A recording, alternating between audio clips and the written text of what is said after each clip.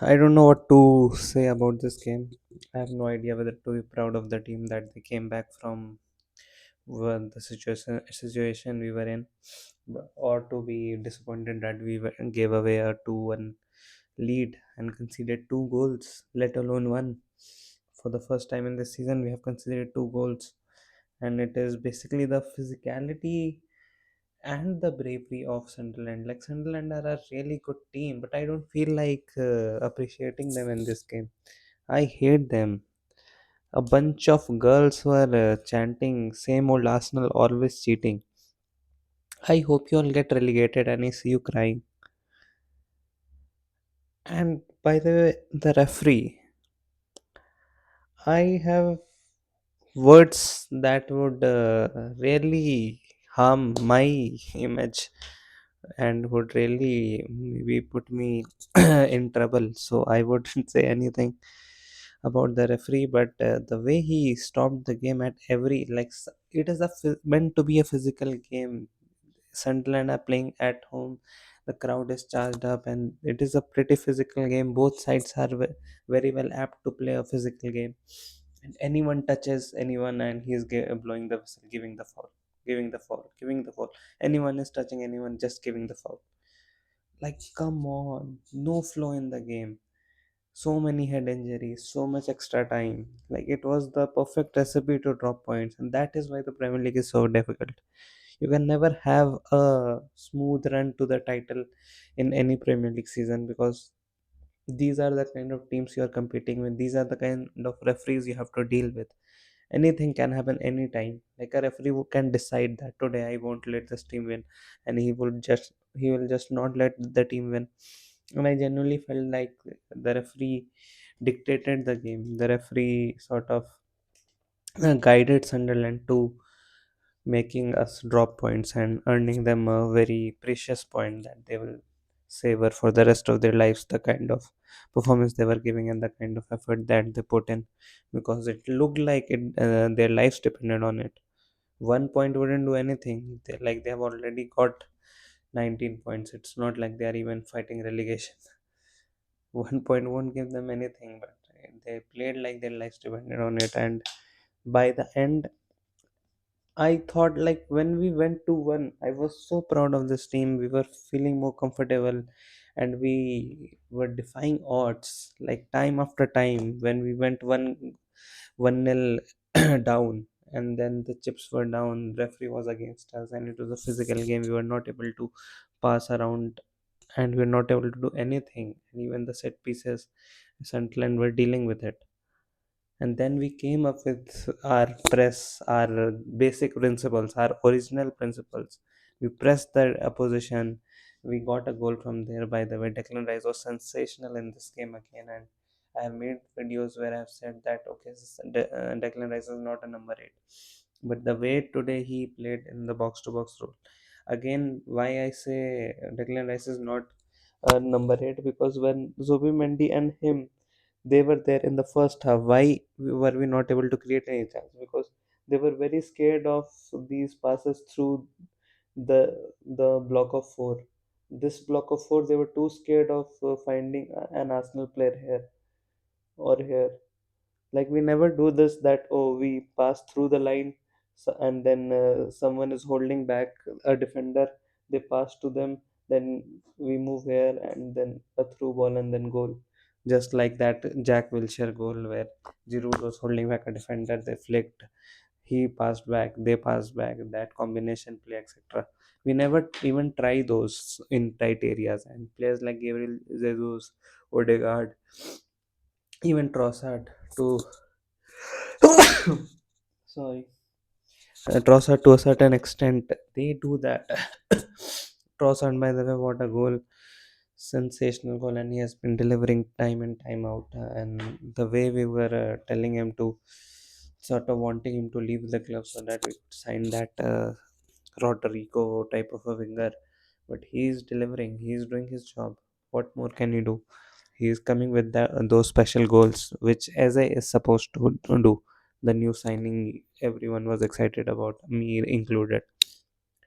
Saka also came up with a goal, but if you see overall in the first half, again Aberraches and Bukayo Saka, they were poor. And I told you that in these two games we need to somehow, anyway, somehow win these two games and just go to the international break. Then we can be very relaxed about our Premier League chances. And I don't think that, oh, just because we dropped a point in this game week and we are going to have difficult game weeks, difficult fixtures after the international break, that, oh, this halts our title run and now Liverpool and Manchester City or one of them are coming behind us, etc., etc. I don't think that is going to be the case. It is still very much in our control and we will be fine.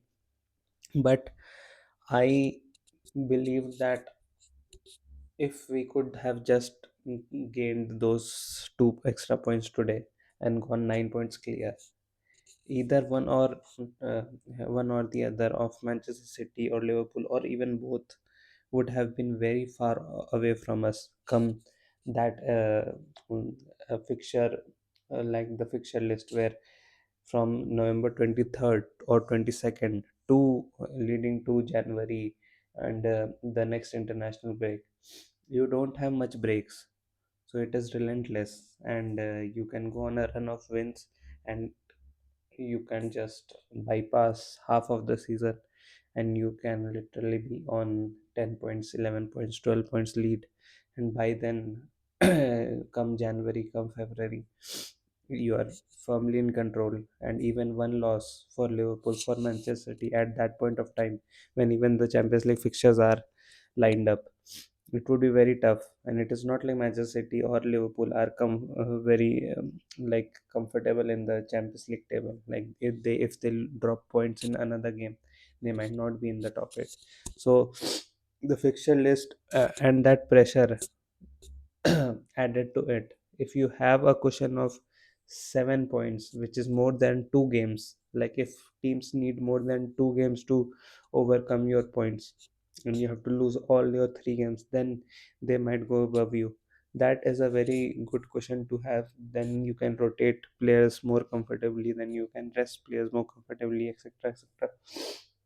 But anyway, it is what it is. I think Premier League is tough, and it is not like we were going to win all our games from here on. It is not like the 27 games that are left. We are going to win all our games and gain how many points? 81 points. How many points do we have right now? We have 25, maybe. Let me check how many points we have right now. We have 26 points right now. So if we have 81 points, we'll be in 107. Even if we have a 100-point season, we'll have to drop two more games. We cannot have a 100-point season, no. Either we'll drop 8 points from here on, or we'll drop 6 points. So we can either be 99 or 101. We can never do a 100-point season from here on. So that is also a tragedy. I'm sad. No, we can do that also, no. One, we have to just lose one and draw two. Then we'll also have 100 points. So if it will, for a 100-point season, it will take one loss and two draws from here on. And the rate we are going on, we have drawn two and lost one in 11 games. So we'll draw six, lose three in 33 games. And then if you add one more loss to that, we'll lose four, lose four, draw three in 38 games. Consider lose four, draw three, and to win 31. We'll be at this pace. We'll be very comfortable. We'll be having 90 or above points, and that should win us the season. And the league is tough. The league is tough. If you look at the table, let me show you the table. Look at the table right now. The table shows Arsenal, Manchester City, Sunderland, who are doing so well at third position. Tottenham, Liverpool, Bournemouth are doing well. Manchester United have gained form. Chelsea at eighth. That shows the strength of the league. Crystal Palace at 9. Brighton. If you take Aston Villa at 12th. Newcastle at 14th. Brentford are doing well. Even West Ham have gained form. Nottingham Forest are doing better than what they were doing earlier. So there are so many teams that are really doing really well this season, and it is a competitive league. It is not like someone will steamroll this league and gain go to 95, 100 points. I don't think so. I think other teams will also find it very difficult. You can beat a Real Madrid, you can beat a Dortmund in the Champions League, but if you return and play these teams, Sunderland away at night at the Stadium of Lights, it could be very difficult for you.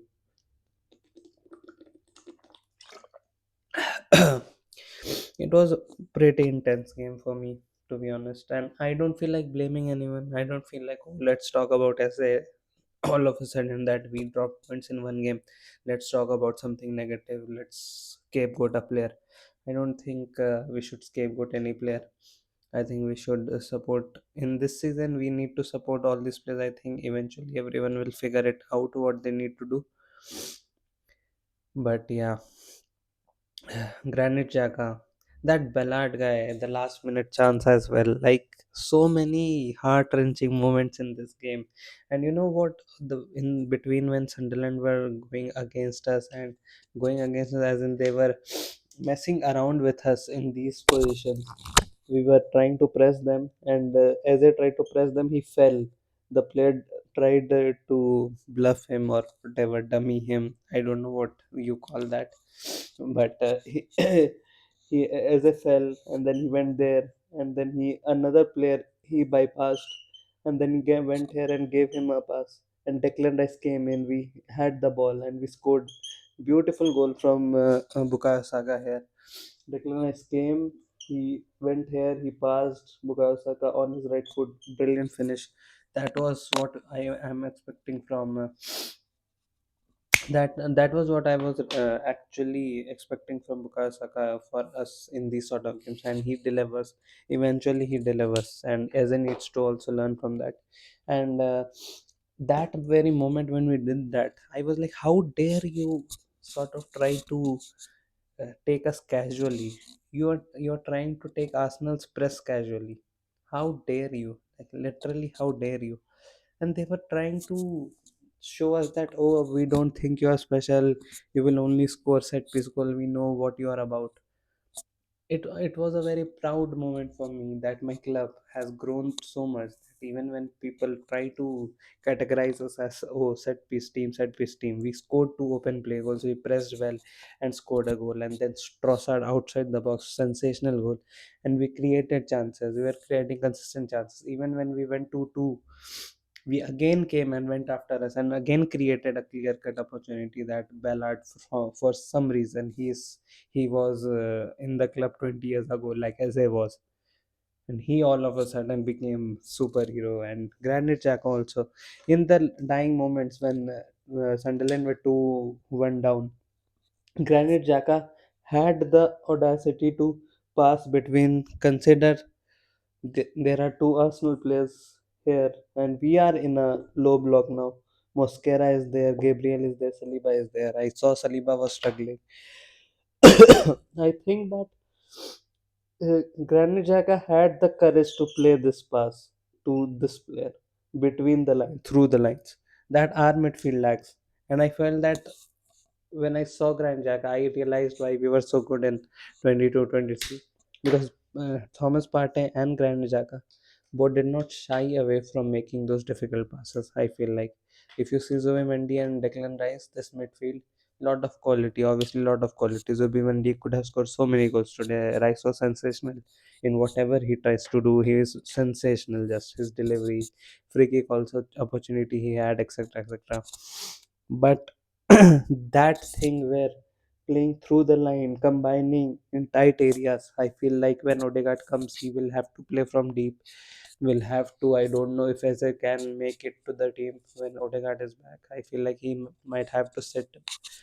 And in situations like these, when we are chasing a game, then we can go with that Declan Rice, DM, and Eze Odegaard midfield. But you look at that and you see how many players we have that are not fit right now, who are going to come back all on the same date. Like we have five attackers coming back.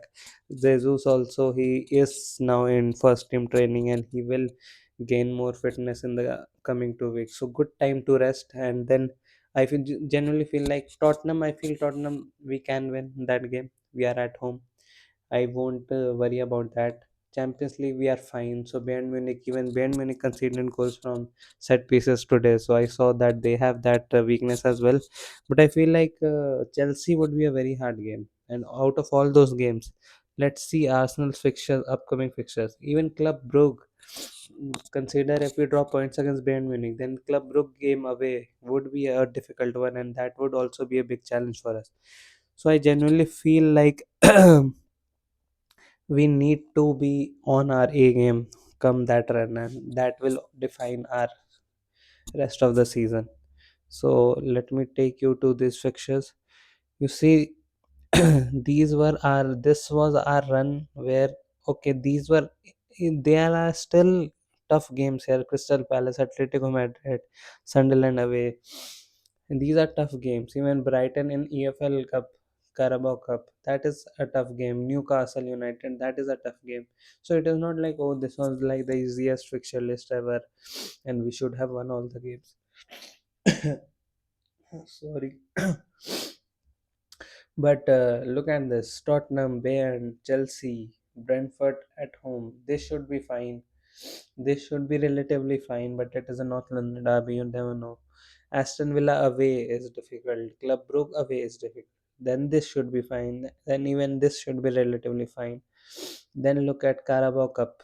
Look at the dates here. Look at the dates: 23rd, 27th, 30, 4, 6, 11, 14, 21. A week of rest once till 21 December. In 1 month period, we'll have a week rest once. That is the kind of fixture list we are going to face coming forward. And then we'll have Aston Villa again at home, and then we'll have Brighton at home, then we'll have Bournemouth, who are difficult, then we'll have Liverpool. Look at this. Like it is never ending. Every fixture looks difficult there. Nottingham Forest away might look good, but even that, if you see, they will improve eventually, and they might be fine by then. Inter Milan away, that can be also difficult. Manchester United at home. Last time we played them in FA Cup, they beat us with 10 men. They should be fine. They should be fine. The Sunderland at home also, I feel like should be fine. By then they would have lost steam. Then Brentford should be fine. Tottenham away will be difficult. I don't see a period of fixtures from here on that is easy for us. And if we are up for it, we will have to show that we are up for it and just handle it. We have no choice, and it is on. Like it is really on.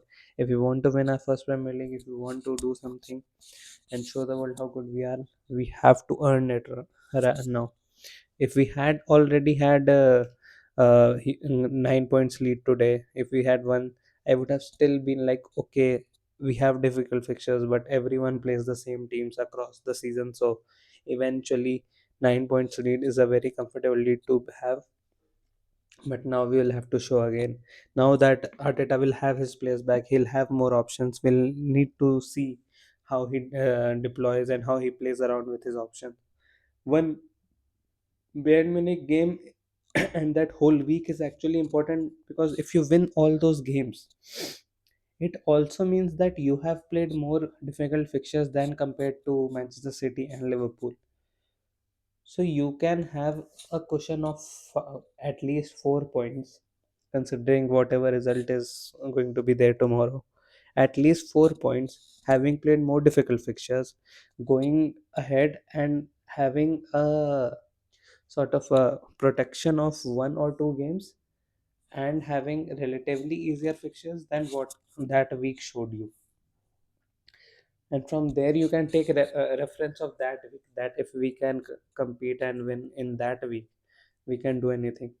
So that would be a huge confidence booster, and it will set the momentum for the rest of the period because there is no international break from there on.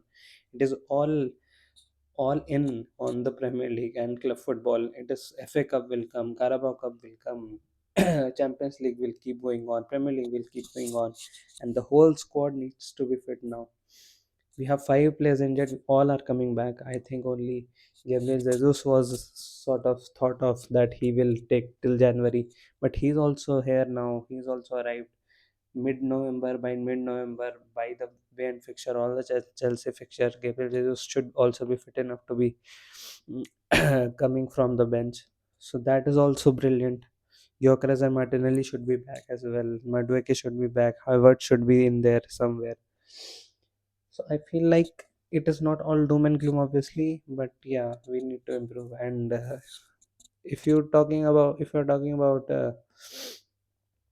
Breche Eze and his role in this team, I feel like mm, maybe probably like he will have to find his feet, and he will have to gain confidence from sort of those games where he's playing with the B team. It is not as important as game, or maybe in sometimes like he's playing against Bayern Munich and he has space in that game, like you saw in the right corner when Breche sorry, Eberechi was handed the ball here and he went there, and then he went past a few players, but that pass he did, Saka couldn't extend his leg and that pass was misplaced.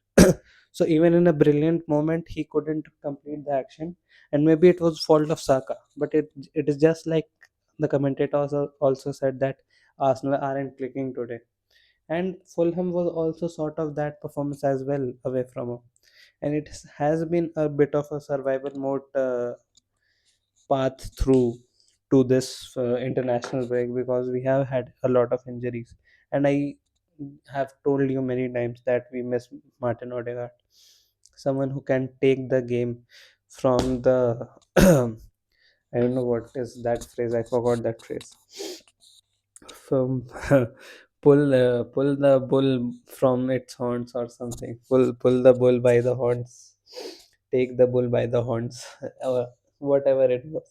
So I think we need our captain back basically, first of all, so that he can dictate the game. Martin Odegaard is the mind of this team, and I feel like if Martin Odegaard was there, we would have been much more efficient to keeping the ball, like playing killing the other team through a million passes on in their box. But right now we have to bring in Mosquera and go all defensive. We are too defensive to protect our lead. When we are fine, we are attacking them. They are scared. We have the moment.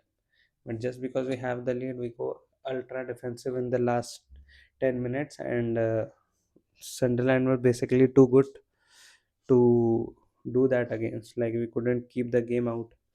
So yeah, it is what it is. I feel like tomorrow morning, if I think about it, 4 points, at least 4 points ahead. Right now, 7 points ahead of anybody. So it is fine. Like it, life is good if you're 7 points ahead of everyone else in the Premier League. So yeah, I don't think you should be too stressed about this game. Relax, recalibrate. We'll be all excited when we listen to the fact that Odegaard is going to be back, Havertz is going to be back, Madueke is going to be back. We'll have the option of pace, dictating the game, and in Havertz we'll have the option of pressing more efficiently. Like if you see Mikel Merino, also I was pretty disappointed. I will probably do a player rating where I'll not mark him too highly. I should do the player rating here only. I think I should make big videos about Arsenal. Like I have a lot to talk about them. In today's game, I don't think substitutes. There were too many substitutions. I don't think Arteta trusted anyone from the bench. Like I would have been eager to bring in Nwaneri, go all out, but that is why I'm not a manager, because I would go all out every game and I would lose half of them at least, even with this team. So that is why I'm not the manager. But yeah, when we were chasing the game, I sort of thought that maybe Nwaneri could have come. Let's see, we had David Raya, we had Ember, we had Saliba, we had Gabriel, we had Calafiori, Rice, Zubimendi, Trossard, Saka, and Merino. Okay, So rating these players, I feel a lot of people have been saying that Raya has had nothing to do, nothing to do, but you ignore all those crosses that he collects, all the passes he makes every game, and like whenever called upon action, Raya literally saved us against Manchester United, and he was about to save us against Sunderland as well in this game. But I felt like the last goal, he came forward, and I genuinely feel like sometimes it is a brilliant goal. I cannot just fault Raya that why did you come forward. A lot of keepers would be stranded on their feet and concede that goal anyway. So it is something. Maybe he was too eager, and you can detect some points, but I will still give him a 7. Maybe I'll give him a 6 because this would be a little controversial, and it is like he made an action, and its consequence was us dropping 2 points. So we'll have to take the brunt of it, but in no way, shape, or form is it. He also made a bad pass to Saka, where his long balls are usually pinpoint.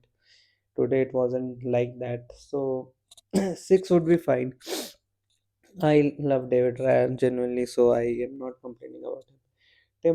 Timber, I felt like not the best his best game, but 6 he was fine. Like I don't think any player was trying to take him on.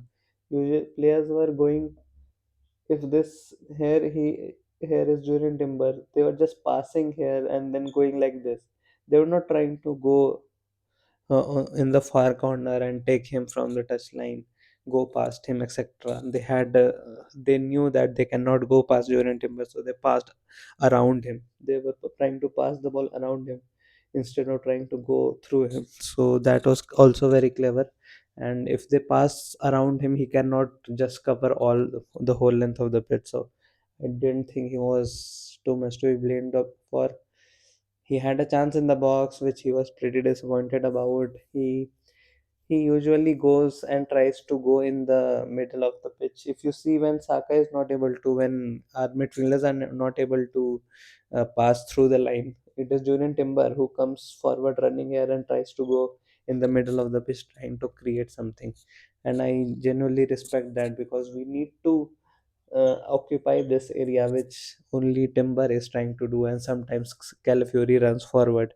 Not sometimes, a lot of times Calafiori occupies these areas. So our fullbacks are more eager to go inside, and that is our problem also because we don't have Odegaard right now, and our combination in that middle of the pitch is lacking a little bit. So one thing that has been lacking from Arteta's tactics and Arsenal as a whole is that middle of the pitch and the vacant area we have there. Saliba, I felt like I literally saw him struggling at the last minute. He looked like he was a bit tired. I don't think he had that bad a game. I don't remember him making any mistake as such. That Ballard thing wasn't his mistake. That last goal also wasn't his mistake. I don't think he did too much wrong. I will give him 7. When it comes to Gabriel today, like all both the goals came on his side, if I remember correctly. Maybe my mind is diverted and I am speaking rubbish, but I felt like uh, Gabriel, both the goals were on Gabriel's side, and yeah, it was not his best game. I feel like he will get a 4, and this would have been an 8 if you would have scored a goal from the last chance, but not to be. Today I felt like Gabriel had a poor game, not like, oh, Gabriel is a bad player, etc., but this was a poor game. That is why I'm giving him 4. Calafiori, I don't think he did much wrong in this game, but the goal, if it comes on Gabriel's side, it also comes on Calafiori's side. So I feel like 6, not much, nothing to just not feel like criticizing him, not feel like appreciating him on anything. Last few chances, he tried to run on the box, he tried to go past players here and cross from here. He tried, but he wasn't successful. I think 5 would be much better because nothing came off for him today. It was not like he did something and it came off and it was a brilliant moment or a good moment. I don't think he had much effect on the game today. Declan Rice was sensational. He will get a 9. He did everything right, basically. Apart from the last clearance or whatever he was trying to do, he was sensational covering the pitch. And one time in the last minute, he was like, "Oh, I'll go front and chase, and then I'll run back, and then I'll run forward." I was like, "Calm down, Declan Rice, take your position in the midfield." And he left the midfield in his pressing and in his following the ball so aggressively. He left the middle of the pitch vacant, and there also there was an issue. So I feel like for the goal also maybe he left the midfield vacant or something. I'll have to watch it back, but yeah, maybe a mistake or two, but generally the first goal comes from him, and he started passing well as well. And the one pass he gave to, I think, who did he give to the pass in the middle of the box when he had a safe option to go to Raya Saka, but he passed in the middle of the box in the opposition box, so that was also good. To Zubimendi, I think, yeah, Zubimendi was there. Zubimendi turned and tried to score, but he could not. I felt like, yeah, Zubimendi could have had a lot of goals today, but like a lot of people were saying, Zubimendi could have scored a hat trick, etc. I wish these two were one player. The attributes they have, then we would have the best player that has ever played the game. But it is not to be. I felt like Zoe Mendy had a decent game. He had so many chances. He hit the bar as well. He hit the post bar, whatever you call it. I think he'll get a 7. He was not too bad. And obviously that free kick that costed us the game. That was not a free kick. That was not a yellow card. That was just referee being the worst referee I've ever seen. Trossard gets an 8. What a sensational goal. And some people were complaining that he holds on to the ball very long. But I feel like he gives us technical security. He holds on to the ball and he invites players. But yeah, I feel like connections on the left side of the pitch is missing because we have Declan Rice. Eze is not supposed to be on the left, he's more supposed to be on the right. So there are less connections, and that is why also he has to hold on to the ball a lot longer. And Calafiori makes runs very late. So Trossard is already like, oh my god, nobody's coming. And then when he has made his mind to go inside, then Calafiori starts running, and it is too late for him to provide that option. So I feel like it is warranted also sometimes that he holds on to the ball that long. So yeah, 8. Saka a 7 because the first half was disappointing. You cannot choose your times to have like I will play perform in this 20 minutes, etc. Like someone said that he's literally not choosing to not perform in these games. Like I get that, I actually get that. I won't mock that I won't mock that thought process that oh he does do that and he shouldn't do that, etc. He should do that because he has had injury concerns, so every player should do that to protect themselves for the longer run. But yeah, today was a crucial game, and I expected a better first half. The goal was good, and then he grew into the game. But yeah, it wasn't enough. 7 is a good score. Mikel Merino, I will give a 3, and that is because he is absolutely awful. He is not good. He is not good. Like, even in the striking position, like, he tries to do skill passes that I feel like. Wait a second. Someone is here. He can make a simple pass. He tries to back flick a pass here. Consider you made that pass successfully. Then also this player is making a run this side or this side. He will have to run this side. From here he will have to run this side. And then he'll have to turn back and give the ball back. So what is the use of making this back flick pass, and that also you couldn't execute, you lost the ball. Pressing also, he does not have the pace to press. He is a slow midfielder who can pass and do skill passes and finish well, etc. But he cannot press as well as a Havertz does, a Gyökeres does, uh, Odegaard does. So obviously he's not even made for that position. I just feel like with Mikel Merino. The fact that we'll have to play Mikel Merino in striking position this season, it is unfortunate that we are still stuck in that loop. I want to go out of that loop. So please end this loop. I hope we don't have to, unless it is a Carabao Cup game that nobody cares about and Downman, Noneri, Miguel Merino, etc. These players are playing and balling out in the Carabao Cup. I don't mind that, but not in the games that matter. So I feel like that is all I'll have. Manager, what should I say about manager? Like, he does not have too many options, and I also generally don't think that a Miles Lewis Kelly and Nwaneri, this could have changed the game. Miles Lewis Kelly would have lost the ball and would have conceded a goal probably in this game. I could see that happening. I don't see how he just barges into all these players and scores a goal. Like, maybe he can, but in when it is a low block, I don't feel Miles Lewis Kelly is the solution to that. He can obviously do this, that he can run here and then combine with uh, Merino as a that link he can create obviously, and maybe Arteta could have done that. But this game 7 is good enough for Arteta. Like, I don't feel. One thing I did not like was when we went 1-1 up, how he sends Mosquera and then we are too defensive, and that Arne Slot used to also do with Endo to close games, but it was not successful, and I felt like we were too defensive. We were too negative minded in the last 10-15 minutes when we didn't need to. We could have just kept playing our game.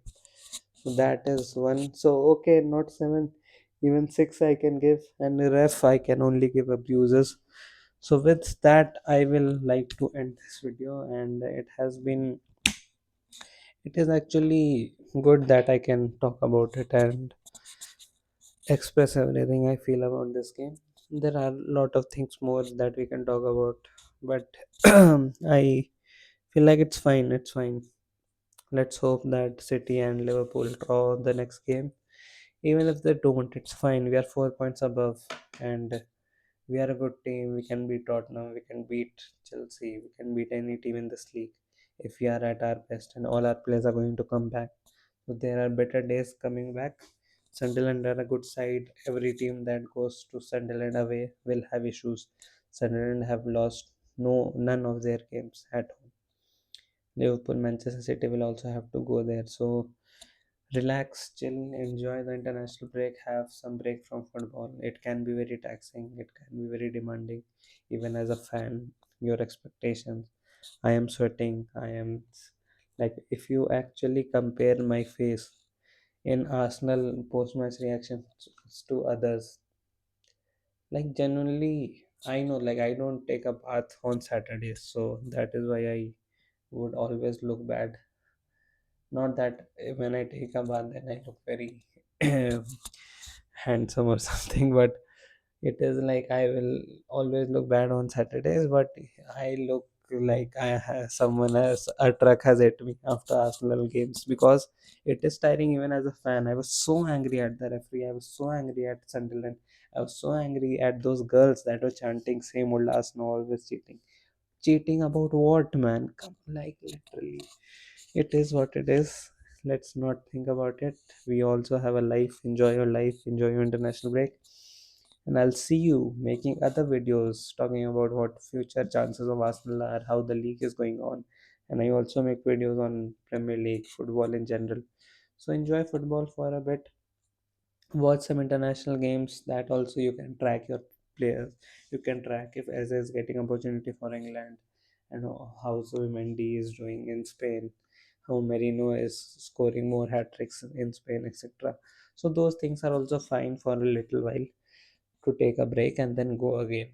And once we start going from 22nd, 23rd November, it is no stopping. So videos will keep coming, Arsenal will keep coming. Let's hope we go back to winning ways after the international break and everyone comes back. Bye.